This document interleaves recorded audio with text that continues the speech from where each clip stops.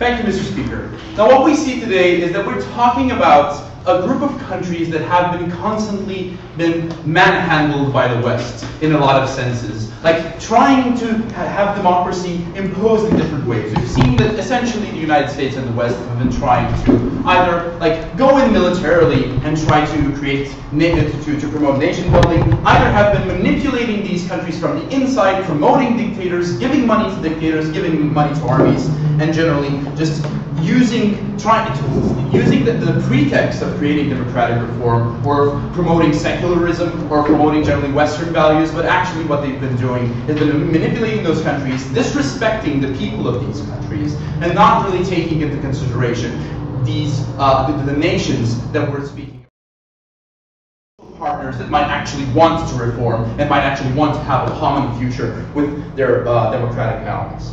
Now, what we proposed in today's model is that we impose a three-step process, a very simple three-step process, very similar to how generally Eastern European countries also went into the European Union. Of course, there are some differences. Now, the first step is the preconditions. Obviously, some of these countries are better off in terms of democratic reform. Some of these countries are worse off.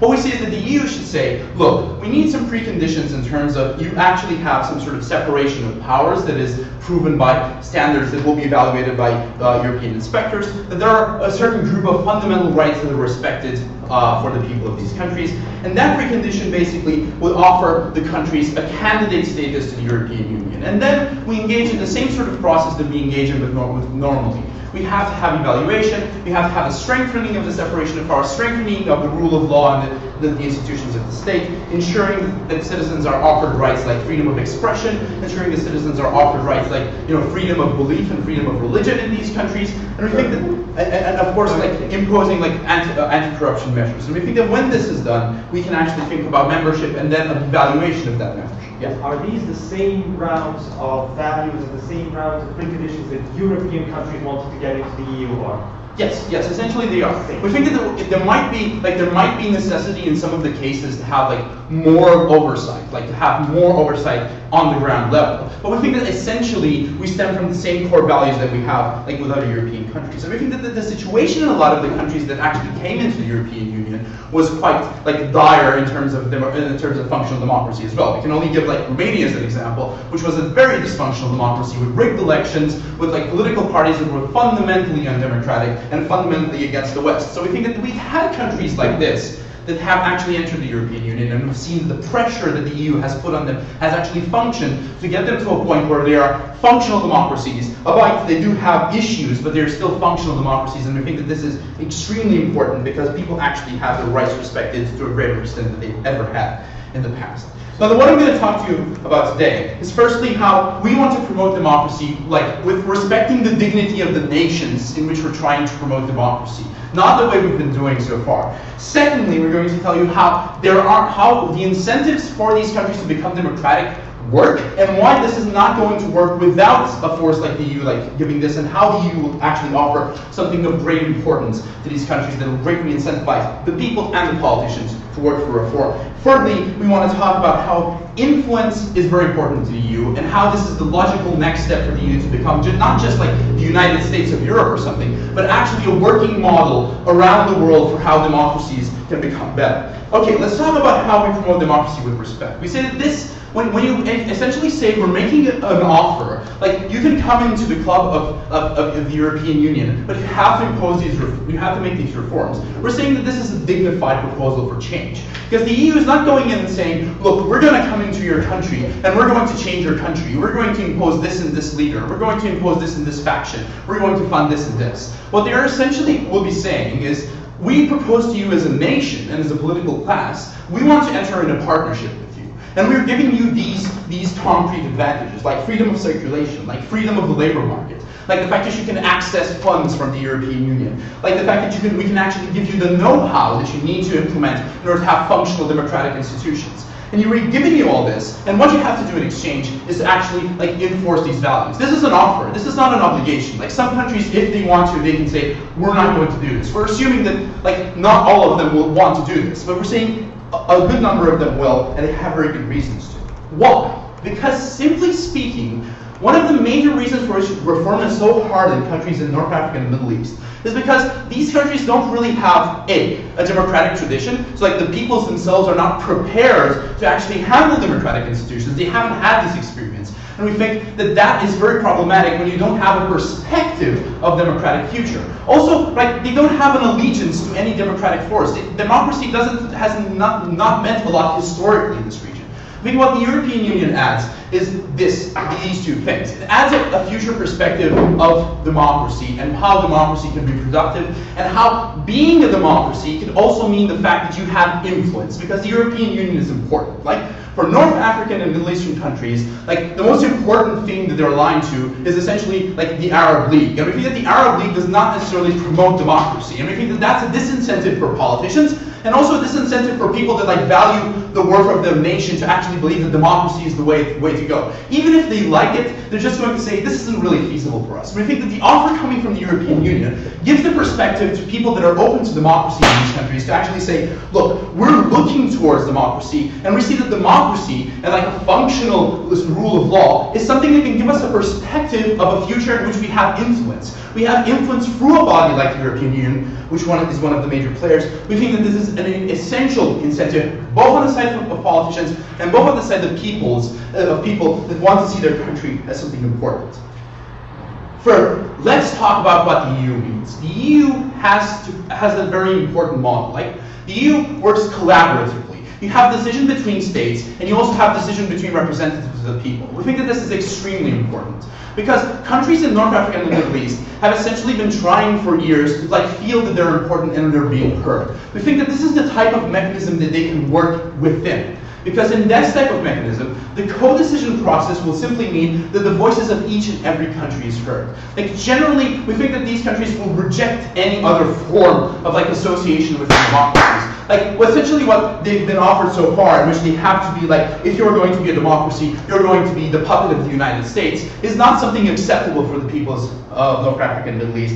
We think that it is acceptable to be part of a systemic co-decision process. Thank you. I thank the gentleman for his fine speech, and would like to call on the leader of opposition to present the case for the other side. Hear, hear.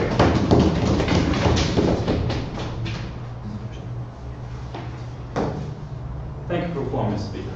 It is not in the interest of Europe nor these countries to be accepted in the EU, and we think that the EU with 3 speeds is not going to be something that is going to be beneficial for these countries, and the incentives they are trying to give them are not going to be something that is going to transform this society.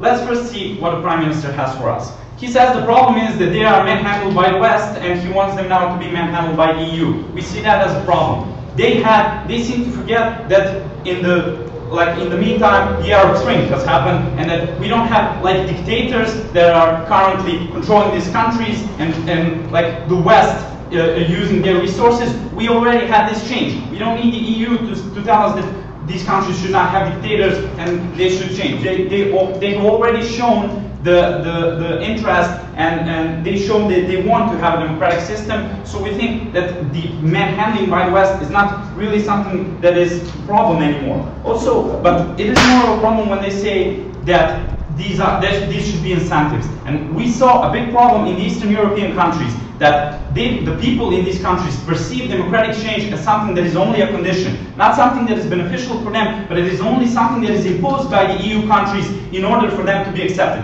It is just some formality that we should achieve. It is not something that is a systematic change. It is not something that we should do because it is a better way. It is something we should do because it is one of the conditions the EU sets for us. We believe that is a bad incentive. We believe that, and also what is even worse with democracy is that there is not one type of perfect democracy. Like the EU democracy is the only good democracy. So we in the EU are going to teach you what democracy is. There is not one democracy. For different cultures and different regions of the world, there are different types of democracy and different ways of people interpreting democracy because of different cultures and because of different needs and because of the different psychology and mentality of the people who live in these countries. But we're going to talk more on that later. Also, when he says like the free labor and free markets, yeah, great, Romania and Bulgaria have great benefits from the free market labor. We believe that it is not the time now for the EU or for these African countries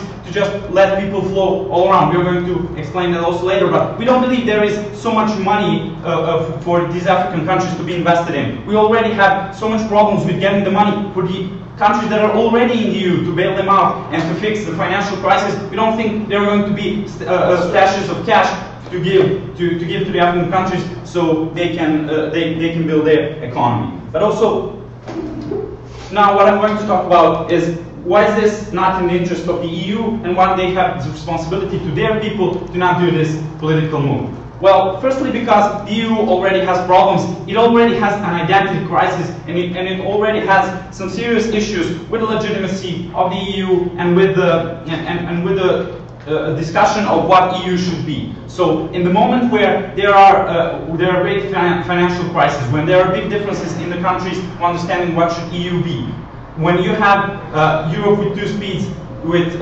countries like France and Germany that are trying to impose one thing, other countries that feel like they have been manipulated. When you have all these problems in the EU, we believe it is not responsible and it is not a good decision to take into the picture a whole new cultural group that is completely different, that it has completely different economical background, that have completely different cultural background. We think this is a problem. Just a second. We believe this is a problem because we first need to fix the European identity, which we are struggling right now. Yes? The only basic cultural difference is that these are countries that are Islamic. But the elementary values that have been translated in the transition they're going to is very consistent with the values of the European Union.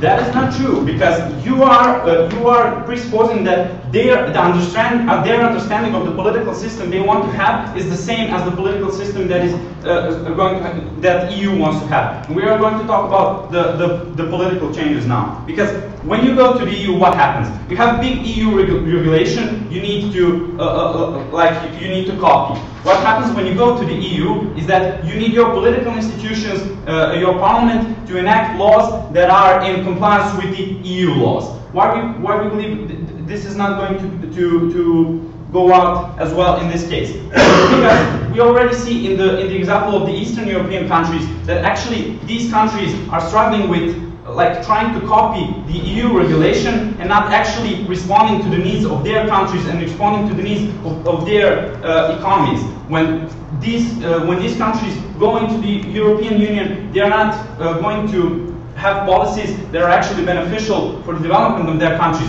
We're going to have policies that are something that was created for some other countries in some other historical and political background. The countries in Europe have been developing differently than these African countries that are new in democracy and that yet has to figure out what democracy is for them. But also, what we believe is the problem is also the economical problem, because what we see proposed from the side of the government is some free labor market. But we don't believe that immigration and emigration will be beneficial for these countries. First, because of the perception and because of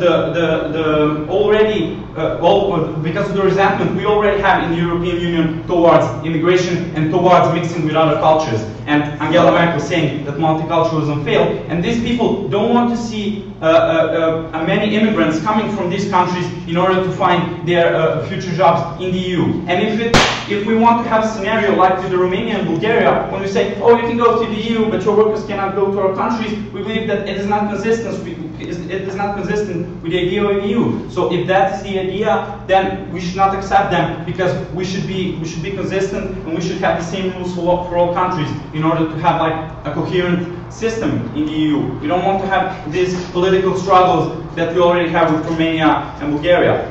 But also, we believe that it is not good for these countries to have the economical policies, to have free market economical policies that EU enacts, because we think that that we saw that if you put economies in the market with the other more competitive countries, what already happened in Greece, what already happened in Europe is that you have a Europe with two speeds, and you have the economic system that is not coherent and cannot cooperate so well. So we already have all these problems and are trying to fix them, but now what you will have is a completely new group of countries, and you're going to create even more problems for the EU to solve. We do not believe that it is the time for the EU to do this. So I beg you to oppose.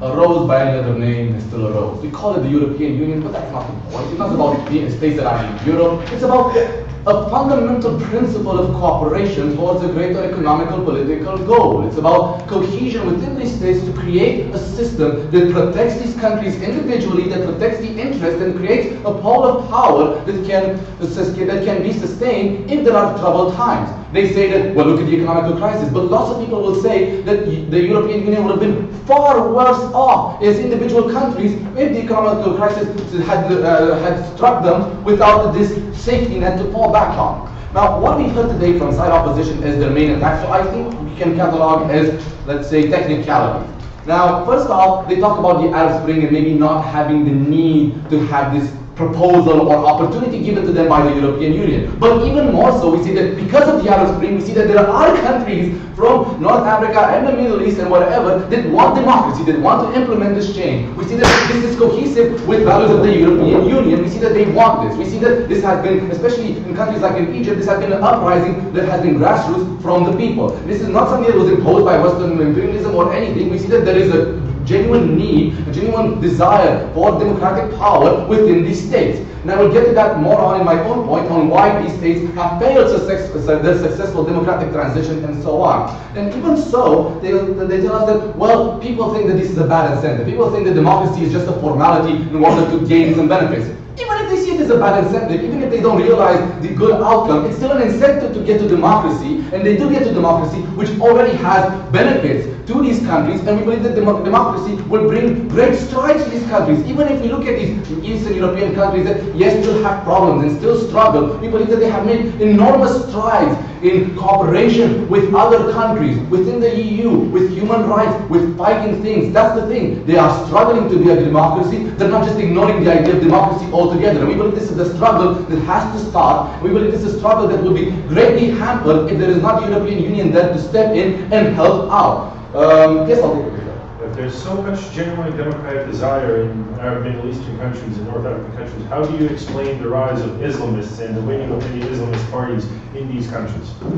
We believe that there is a fundamental reason why they fail. And I would have get to this reason further on, but I'll get to it now. Problem is, with these countries, is that even though they have this incentive to be democratic, there is no follow-through. There is no aftermath of this democratic process because they have nothing to strive for. They have no incentives. Because countries that go through democratic transition, generally this transition period is very difficult. And if they have no one to help them out, they have no financial or political backing, this can be turned disastrous. We see that Egypt is such an example in which they started this democratic transition that somehow kind of lost its way along the way because there was no oversight, because they weren't protected, because the military could step in, because there was no one there to guide them, there wasn't the helping hand of the European Union to help out. And we see that fundamentally Eastern European states that have made this transition were more successful at it than any other countries from North Africa or from the Middle East because there was this system of incentives put in place that everyone could benefit from once they are within the European Union. And this will greatly help either in the political class and on the ground level to know that they are working for something and that there is something, a mechanism there put in place that they can work for a future of development. Okay. Now they talk about, well, the problem with the economy. We already have problems economically. We can't just throw cash at them hoping it will solve it. First off, that's not how the European Union works. That is a great mischaracterization. We're not going to just say, oh, you look like you're democratic, here, have some money. No, this money is given not just because, not based on good looks. We're talking about a long-term process in which they have to be integrated, in which they have to meet certain demands. And once they meet those demands, we're not just going to give them money off the bat. If the country requires financial aid, or even political aid, or political support or even the ease of trade will greatly increase these countries' financial output, will greatly increase whatever they already have. So we believe that the point of, we're not going to, we can't throw cash at them, we believe that is a simplistic point that in no way characterizes how the European works financially. Okay, now they also talk about, well, political changes, to seize identity. Okay, European identity. There is an identity crisis within the European Union. And I say to that, okay, so what? Just because the European Union thinks, oh, should we be just European or not? We believe that this identity crisis is just basically a collateral thing that happened because of the economic crisis. To say that the European Union is failing because there is an economic crisis, no, we believe that it would have failed even greater if there wasn't the European Union to keep it all together. The European Union was the glue that saved Europe from complete meltdown, and we can look at countries such as Greece that did melt down, but not really, and we believe that the impact would have been greater not only on Greece but on countries like Romania, like Bulgaria, if there wasn't the European Union set in place to save them. Now moving on to my own 2 points. One, I want to talk about the impact this will have on the relationships that these countries have with the Western world. And we believe that there's a fundamental problem of protection. We believe that because of the relationship that the European Union has with the United States and with other such countries, which is mutually beneficial, the United States can no longer treat these countries, these areas of the world, as their own playground. If before they could wage wars unassailed within these countries or go inside, now these countries finally have something to protect them from Western imperialism. And for once, we will treat them with dignity and respect by offering them a chance to further transform themselves democratically than just going in there with these harsh methods. And we see this as a great thing for these countries and a great incentive of protection for these countries who have always seen that this has been a forced measure put upon them, but never as a choice that they could be given. We believe this is fundamentally a thing that is problematic. Now let's talk about economic growth and why this is fundamentally a good thing. We believe that yes, with these countries within the European Union, there is a basis of fundamental growth that does not exist. We believe that immigration has helped wonderfully in many countries in growing the economy, because people do come into other countries, they do have cheaper workforce, you do create high competition, you do create demand. And these are fundamental things that happen within the European Union, and we see no reason why this cannot happen if we integrate other states. Just because they're not in Europe doesn't mean that automatically this fails. And we challenge oppositions to show us why these fundamental incentives, one, will not create a system which respectfully, dignifully offers them the choice to become democratic and offers them a safety net against West, against economical problems, and a model that they can follow. Oh, but we're also different and culturally different. That's completely irrelevant. Because we're not going to go in there and give them the manual to democracy. Of course, there are differences within the European Union. What they're basically saying, it sounds more like, well, maybe the European Union as a whole should not exist. But if they accept fundamentally that the European Union model functions, then we believe that there is no reason why it should not function even better for the European Union and for these states that want the change. And if they do want the change, we should give them the option to better themselves. Thank you. I thank the gentleman for his fine speech, and to conclude the first half of the debate, here comes the Deputy Leader of Opposition. Hear, hear.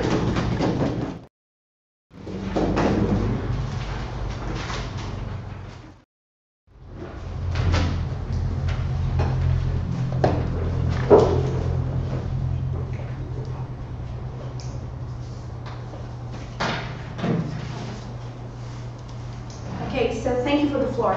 We firmly agree that these countries should have democracies, but we think that these are the democracies they should make on their own, without us imposing them on some values and some sets of conditions that we do inside Europe. We think these countries are culturally quite different than we are, and we think that by imposing those values, it's going to be even worse, and there's not going to be sustainable democracy that could have happened if we simply didn't really impose these conditions. In my constructive, I will show you why do we think these are culturally different countries and how this is not going to be sustainable. But before, a couple of points of rebuttal. So we think that yes, in these countries there is a need after the Arab Spring for democracies, but different kinds of democracies. These are not the democracies that we had in Europe, and there's no absolute good democracy. And we think that by imposing sets of values that we had in Europe is not going to be beneficial for them. We think that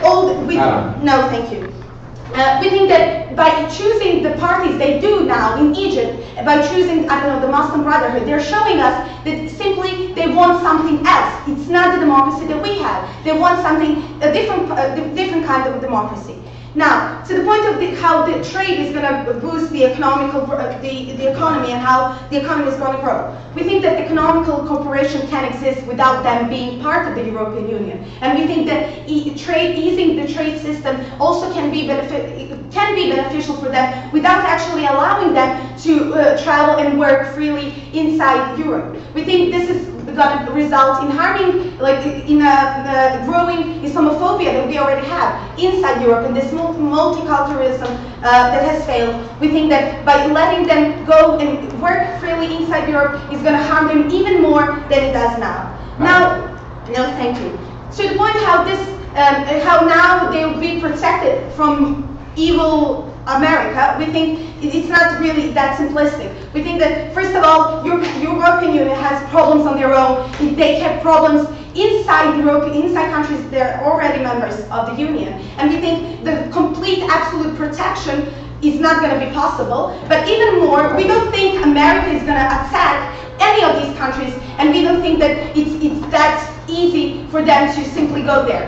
We think that there are mechanisms for them to prevent that even now. Now, to the point how this is a force, how the America is forcing them to kind of democracy. We think that this is the same. It's like it's a nicer way of forcing them to our democracy. Okay, we don't go and shoot missiles on them sometimes, but on the other hand, we condition them and we blackmail them and we say, you're either going to become like we are, or we're not going to be with you. So we think that it's a different kind of forcing, but it's still a forcement.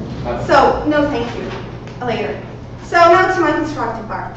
So we think these countries are culturally quite different. Yes, we do agree that, like with the religion they have, there's a certain set of values that is actually made by the religion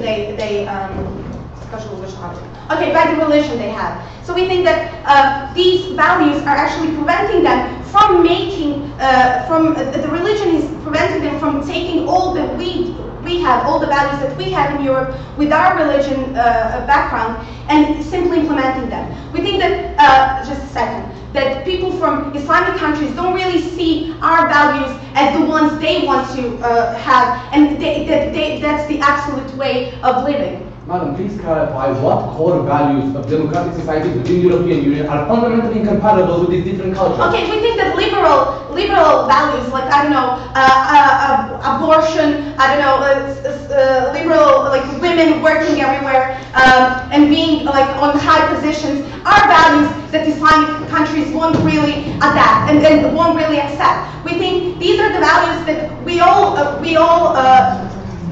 appreciate in Europe, but are not the values they would do. So how is actually this going to lead to unsustainable democracy? We think that when you have people who are not ready to accept all that we condition them and all that we want them to be, this is going to result. There are a couple of scenarios. So first, there's going to be a backlash. We think that Islamists and extremist parties in these countries already have this idea and this perception of our values as bad. And when you come there and say, okay, you're going to become as we are, we think that these parties are going to be even more populistic and going to gain even more power and going to be even more popular. And that's actually what we don't want to have. We don't want to have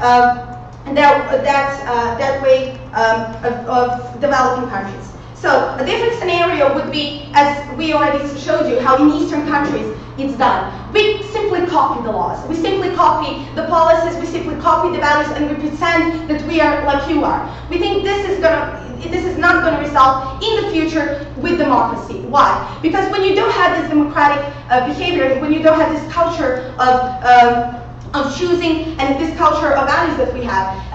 And if you're just copying it or you simply don't like it, then in the future you won't be able to even choose what you want. And we simply think that in the future it's not that these democracies are going to fail if they're not made by their own. We think that they are the ones who should choose what they want to value and what do they want in their society without European Union or Western, I don't know, legal America showing them and forcing them and telling them what that is. We think these countries are capable enough to choose for themselves and are capable enough to build their own democracy the way they want it. And that's the key thing that we disagree with the government. So now to quickly sum up our case. So we think this is bad for the European Union first, because we already have problems on the ground, and we already have huge phobia of in blaming the countries that weren't really ready to get into European Union economically, both culturally, and we think that it's bad for the European Union both economically and for the identity that it's already in crisis. But we also think that for these countries, that Islamistic countries, it's not going to be good in the future because these democracies are forced as well, and the set of values that they want, that we want them to have, is different than ours. So we beg you to oppose. We now move on to the second half of this debate. To kick it off, here comes the member of government. Here.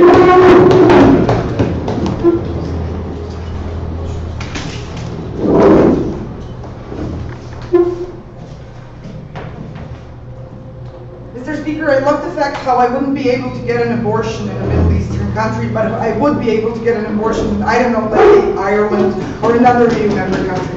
Now, what we're going to show to you now as the second proposition today is we're going to answer a couple of questions. Firstly, are we consistent with these countries in values? Secondly, how the democracy develops, what the EU really is about, how the European Union is already a stakeholder in these countries and is already invested in them. We should just probably open up the process a bit more. And we're talking about what we can do when problems happen, like what we do with the countries in the European Union with which we have problems. I don't know, let's say Hungary, that's kind of going radical at the moment. Now, first let me rebut some of the stuff that the opposition claims. Now, the opposition claims that the fact that they're Muslim, mostly Muslim, is so different in values that it's impossible for our cultures to coexist. Now, Mr. Speaker, I don't know if the opposition is aware of this, but traditionally Catholic countries would be against abortion as well, would be against some form of women's rights as well, etc., etc. What the first group clearly stated is that we will ask for a limit of basic respect of human rights. What you'll do about it, how you'll change the laws, when your holy day will be, we don't really care about that. But if you have a basic respect of human rights, we're fine with you being a democratic country. Can you pick your own democracy? Sure you can, as long as it really is a democracy and we have a way of checking it. Second of all, they say, oh, but the immigrants will get in the EU and people will hate it. Yeah, because there are no Turks in Germany right now, right? I mean, there are the biggest majority right now, even though Turkey is not in the EU. And by the way, Mr. Speaker, we really believe Turkey should be in the EU. It should have been there earlier before. So basically, any type of democracy is fine for us. We do believe that their people should have different democracies. Switzerland does not have the same democratic principle as, I don't know, France, for example, and then some countries southern have completely different principles, and we're fine with all of them as long as they say democracy.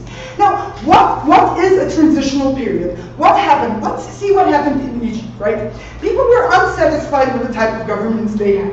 They wanted change. Now, Mr. Speaker, geography is kind of important in this moment because we're talking about the belt that's basically connecting the European Union countries and European countries and then connecting them to more radical, more strongly religiously guarded states. We don't have a problem with Islamist states per se, we have a problem with generally religious states or states that are guarded by religion.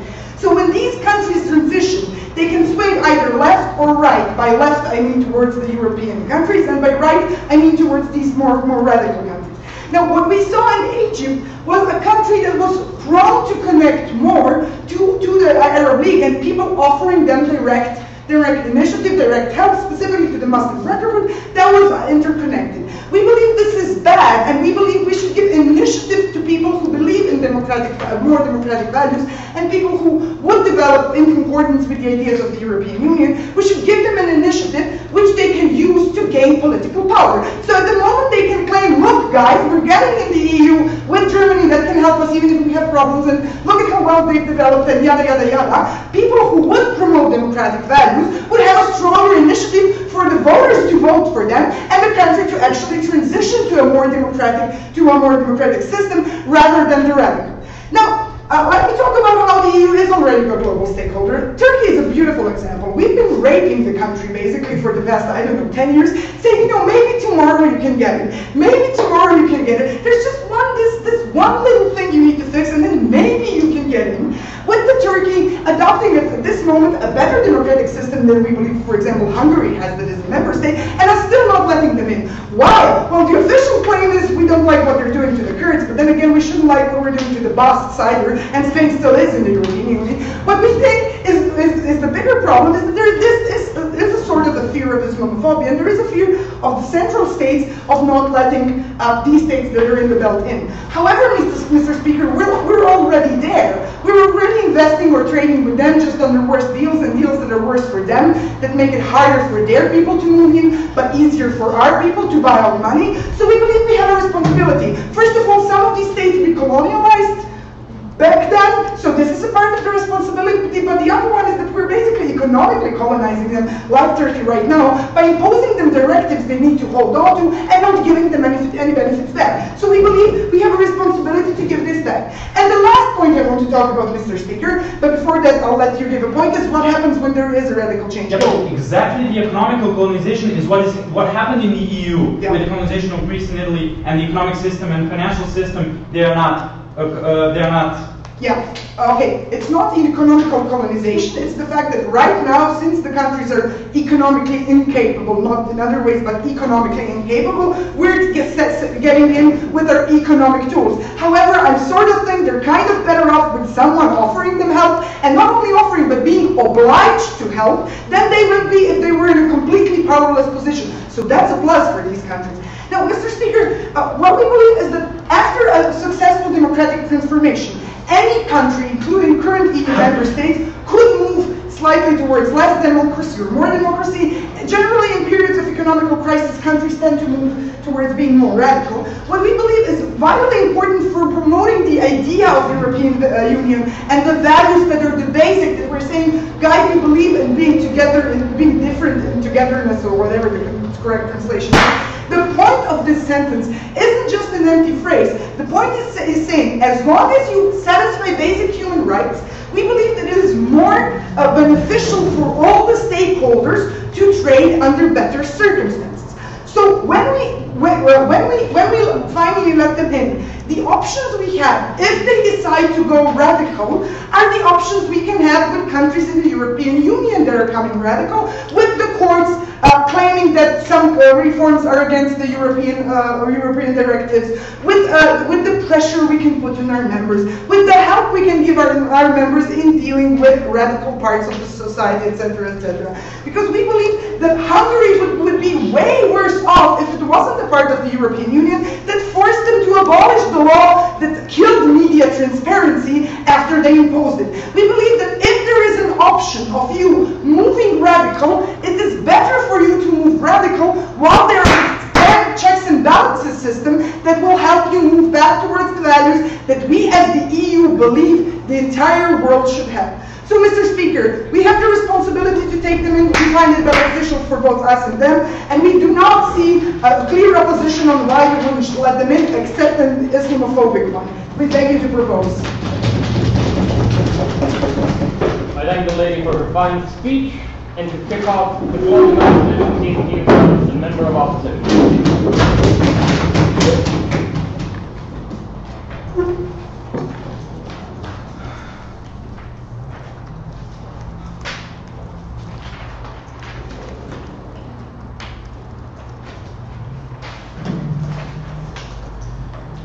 I think the closing proposition did two things. One thing it did badly. First of all, it derailed this debate to be about economy. Second of all, it did one thing very well, and that is finally point out the Islamophobia of Europe, which we think was kind of overlooked in this whole debate. We want to talk about why Turkey is an example of huge Islamophobia in Europe, and why Turkey, as a Western-style liberal democracy, was not allowed into the EU, despite the fact that it is only because it is a Muslim state.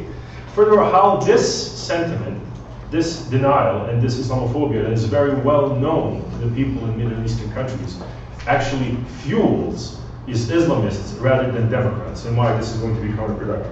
Second of all, I want to talk about democratic criteria and how we view democratization versus how other countries have developed democratically, and why democratic transplantation is better coming from similar cultural milieux, which is why Indonesia's democratic solutions might be better for Syria rather than something that Germany's done. And finally, we want to talk about regionality, because ultimately we think that what is stopping Middle Eastern democracy is not the economy, it's war. It's the fact that they have a very long period of time without peace and stability. And we think that regional organizations such as the Arab League, African Union, OPEC, and others are far better replicating the conditions the EU has had in terms of creating a period of peace and stability that then breeds prosperity and eventually democracy. Before I continue, I would just like to pinpoint the fact that there's a huge difference between what happened in Eastern Europe and what we're now proposing to be done in the Middle East, especially because the Middle East has economic independence, because many of these countries have oil or are supported by other oil-producing countries like Saudi Arabia and similar. We see that Eastern European incentives was mainly economical, which is why they fakely transferred to many of the institutions that finger democracy, which is why we think this is not the same case.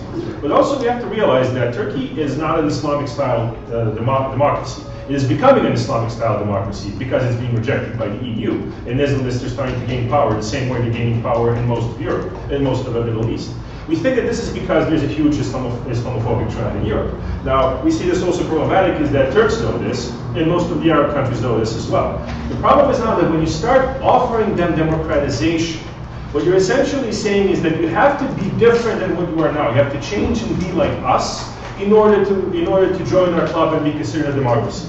We think that this already fuels the existing Europophobia that is in many European countries, where they believe that they are seen from a higher ground, more high ground than by Europeans, which we can see that, especially the Islamophobia in Switzerland, which deemed the minarets undesirable in its entire country. We think that in these situations we have these two narratives. It's like you can only be democratic if you are civilized like us, and a different narrative of Islam, political Islamism, that says no, we can have our own way and should develop in accordance with Islam. We think that in these situations Islam actually wins. So in essence, what you're doing, and as we've seen that many democratic reforms have actually turned into election of Islamist parties and Islamization of countries. This is what the European Union arrogance actually does. But even this Islamization process is not necessarily something bad, because ultimately it could lead to democracy and better life for people. Nika. Yeah, okay, so let's Turkey in right now, and then just offer other members the possibility to enter, which will then give us common ground to discuss Islamophobia. But we really have to set this debate in some form of reality. We can't just put it in somewhere where you arbitrarily can just, let Turkey join. Because as we've seen, you need consensus of European countries for this to happen. This consensus is non-existent. In fact, we are more prone to be kicking out European countries at this point for economic and cultural reasons rather than we are accepting new. But here's the thing. We believe that one of the most important things in democracy is how you develop it. It is because the majority of European countries did not just invent democracy overnight. They actually developed the institutions one by one and then implemented. Sometimes transplanted those institutions to those countries that are of similar cultural and legal backgrounds. We think that this is very important because, one, you need to have development, and we think that we've seen this development in many Islamic democracies, such as the one in Malaysia, Indonesia, even in Iran, which is starting to be more liberal in terms of allowing women to drive cars, which we think is a huge step. And we think that this step is more likely going to be mimicked by countries such as Egypt, Syria, rather than being told by West that this is what they should do. This is where the legal transplantation comes into play. The same way that common law countries are more likely to accept legal transplants and civil law countries alike, the same way countries that are of similar cultural backgrounds and similar cultural ideologies, who do not see each other as a clash of civilizations, are more likely going to accept these democratic institutions. Which is why we think that eventually you could have a development of democracy in the Middle East, but it's more likely going to be have transplants from other Islamic countries that are progressive. But why are these countries progressing? Why are some Islamic democracies becoming more and more democratic? And it has to do with prosperity. This is why we believe it is necessary to have a period of peace rather than have ascension to the EU. Because if we look at the Middle Eastern countries now, most of them are in some form of state of civil war. In fact, there is considered to be a global Shia civil war against the Sunnis. There is huge conflict in the Middle East. We believe that the key to this solution is actually not the European Union, but regional integration. This is where institutions such as the Arab League, which may not be necessarily pro-democratic, but is pro-cooperation. And this is exactly how you develop democracy in Europe. You had cooperation between countries in the European Union. With this cooperation, you had periods of stability, which allowed you to create prosperity. Prosperity breeds middle class breeds those who demand rights. This in turn creates more political institutions. And this is the way we think that these countries should go. Why we see the main problem of Prop's case is that once European starts demanding that you implement their idea of democracy, which is not only the abortion, but it is freedom for women to be uncovered, and many different institutions. This is where you see we don't want you just to become democratic, we want you to become European. This is the type of identity that we see these countries are going to reject, especially since they already have animosity and see the Islamophobia in Europe, which is why we are rather would wait a period, allow these countries to create more regional cooperation, more stability, and look at two other countries that are Islamic but also developing democratically. Transplant these ideologies to their countries, and this is how, in the long run, you will get democracies in the Middle East that stem from an Islamic background, that they have their own developmental way, which Europe had the opportunity to have, and thinks it can simply transplant everybody else. These are the reasons why we should vote out. Thank you for that speech. We now move on to the final two speeches. Government goes first. As always, here comes the government whip. Woo!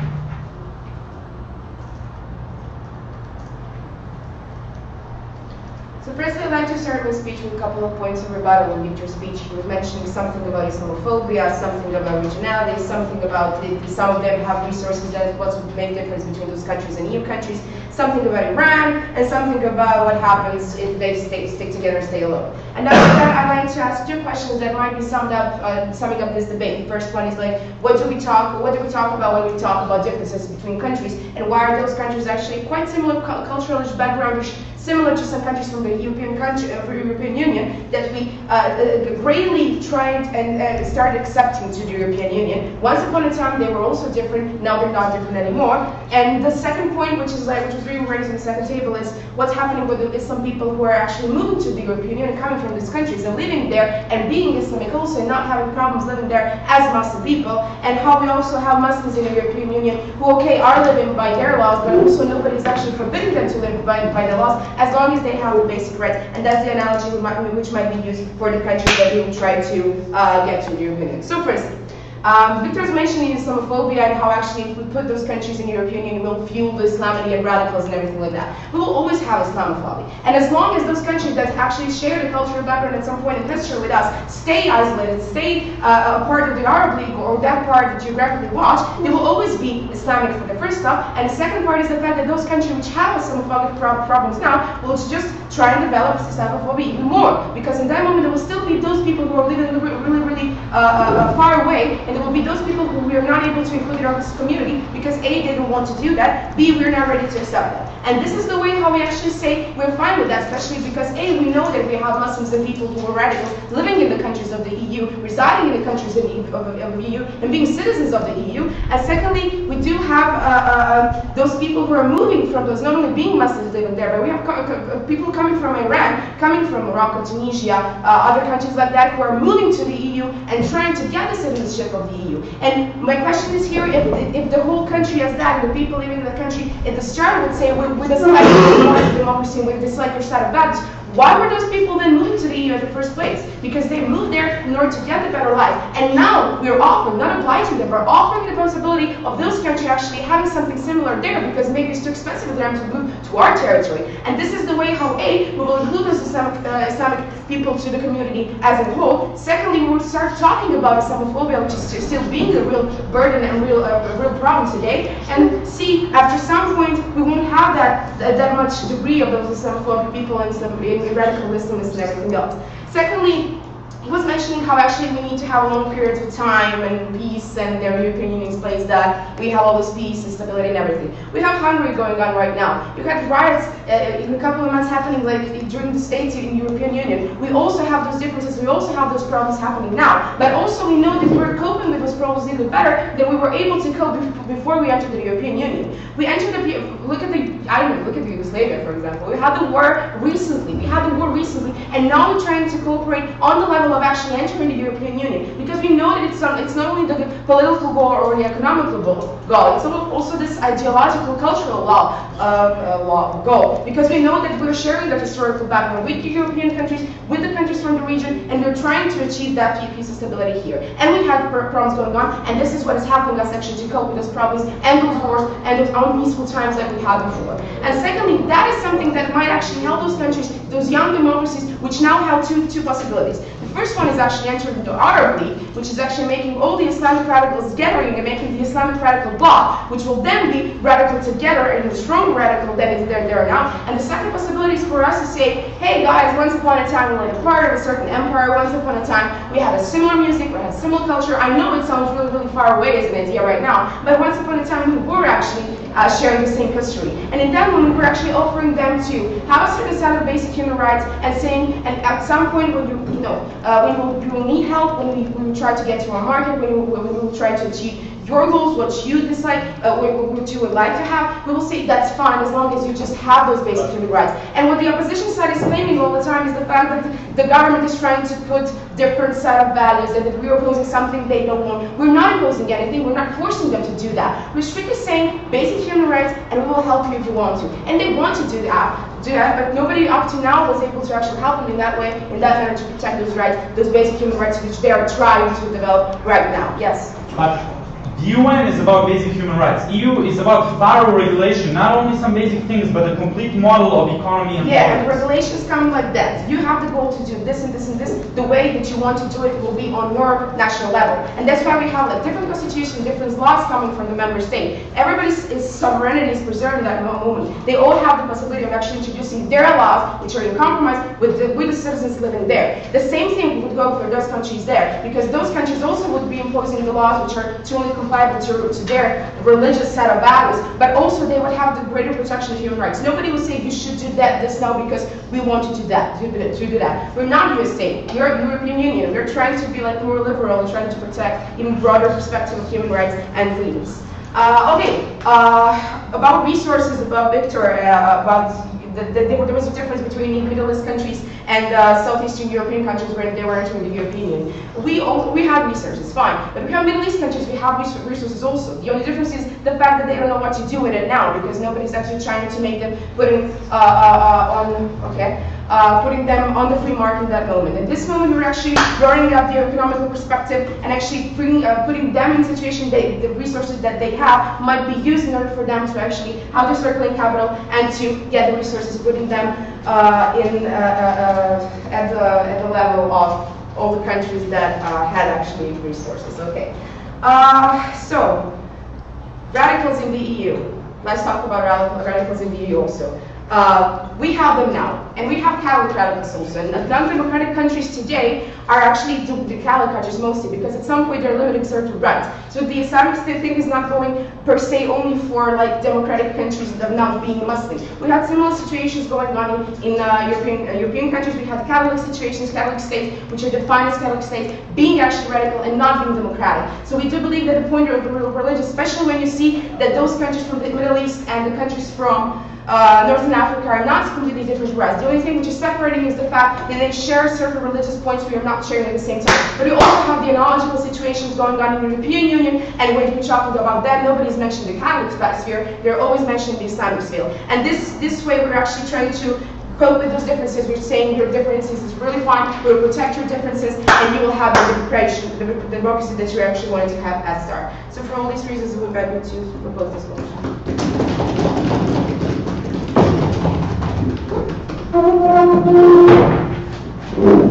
I thank the lady for her speech, and now to conclude the preliminary round of this year's Belgrade Open 2013, here comes the opposition.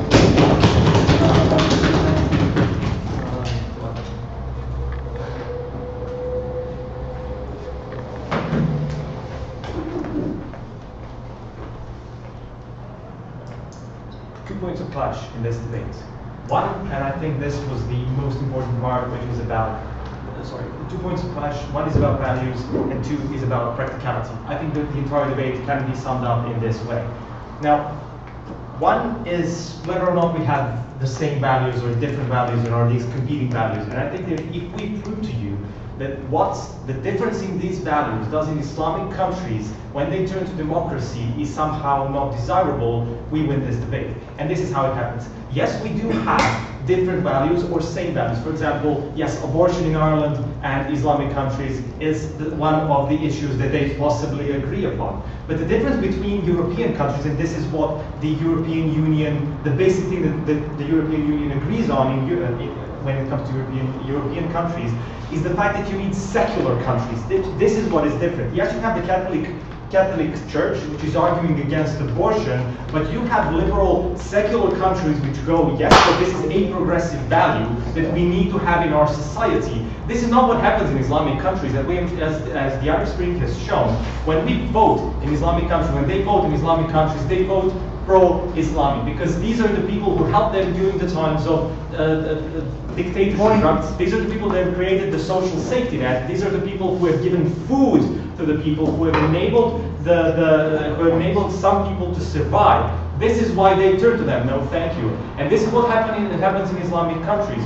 You vote for these people, and these people implement not a secular country, but implement an Islamic country, a democracy that is based on Islam. Now, where this differs is the fact that Ireland can say abortion is legal, and the EU can choose to say to them, we think that abortion should be legal, because these are the progressive values. But Islamic countries don't have this point, because local politicians not only firmly believe that they are right, they also believe that their God is right, and these are the basic values of their God. This is where Islamic countries differ. No, thank you, not on this point.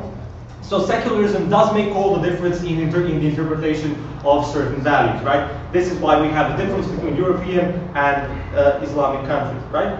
But the thing about this is the fact that with these differences, and these are major differences, we've proven to you what difference this is, we think that it is better for democracy to prop up organically from the bottom up, to maybe use some transplant, maybe didn't figure out something on their own, but in a company of regional countries we think the same, which have the same views of society. We already have certain countries, certain democracies which are Islamic. Indonesia is one very good example. It could be a very good example then. Iran as well. These are democratic Islamic countries, so we have proof that it is possible, but they need to figure out their own way, as much as the European Union has figured out its own way with the Judeo-Christian thing that the Europe is very famous for. So the church makes all the difference. One. Two is the idea on values, no thank you, is the moral high ground thing. Now, it happens on both sides, and neo-colonialism does feed into this a little bit. Like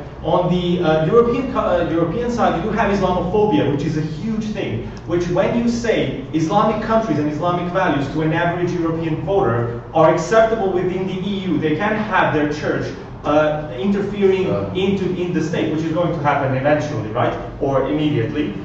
You do have a rise in Islamophobia, and Islamophobia is already prevalent within the European Union countries. This is why we don't have, we had the law banning minarets in Switzerland, we had several laws in France, just a second. several laws in France which ban Muslim women from wearing burqas in public.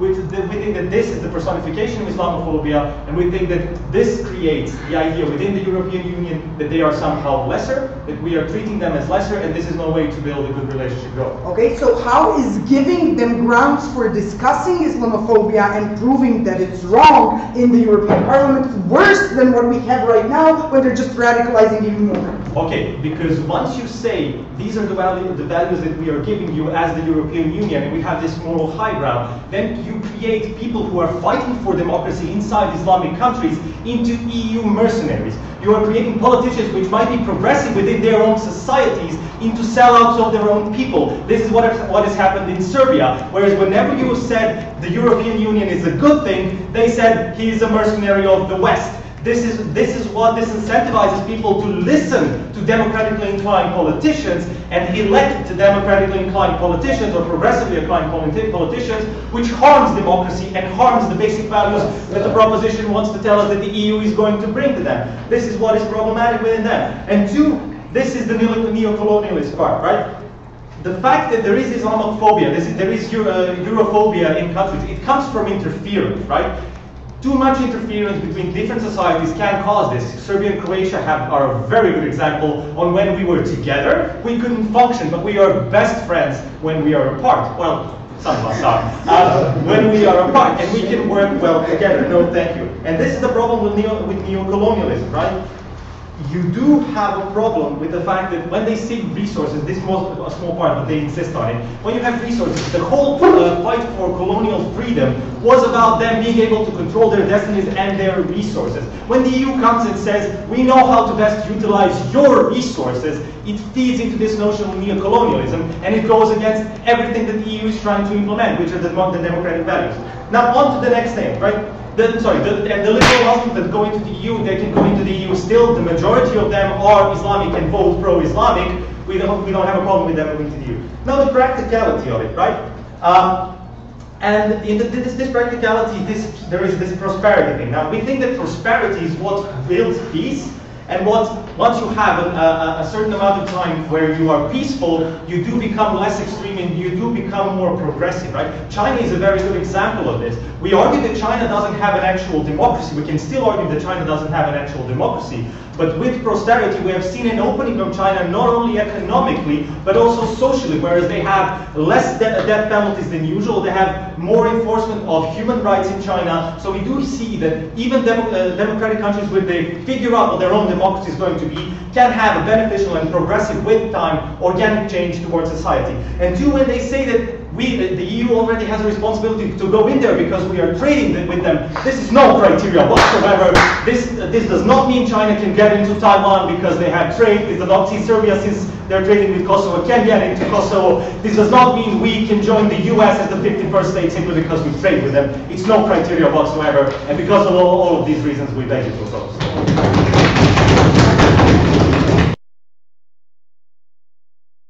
Get the fuck out.